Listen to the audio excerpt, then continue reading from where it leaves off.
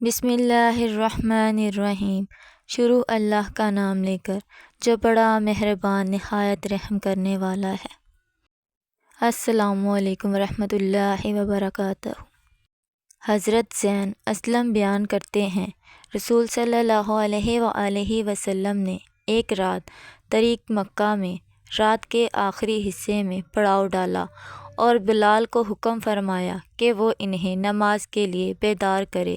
بس بلال رضی اللہ تعالیٰ عنہ اور وہ سب سو گئے، حتیٰ کہ وہ سب بیدار ہوئے تو سورج طلوع ہو چکا تھا۔ جب وہ بیدار ہوئے تو گھبرا گئے۔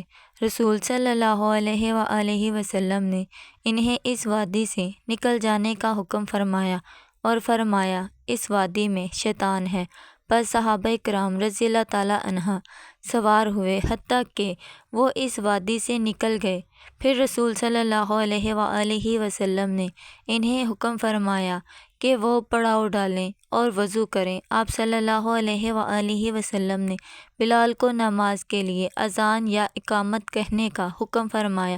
رسول صلی اللہ علیہ وآلہ وسلم نے صحابہ کرام کو نماز پڑھائی۔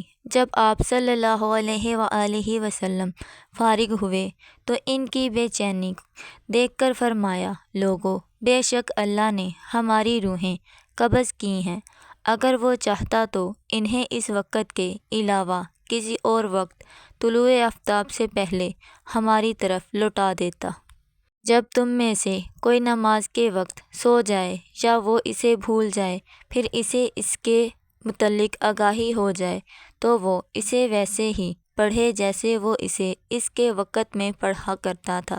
پھر رسول صلی اللہ علیہ وآلہ وسلم نے ابو بکر صدیق کی طرف متوجہ ہو کر فرمایا، شیطان بلال کے پاس آیا جبکہ وہ نماز پڑھ رہے تھے، اس نے انہیں لٹا دیا، پھر وہ انہیں تھپکی دیتا رہا جسے بچے کو تھپکی دی جاتی ہے، حتیٰ کہ وہ سو گئے۔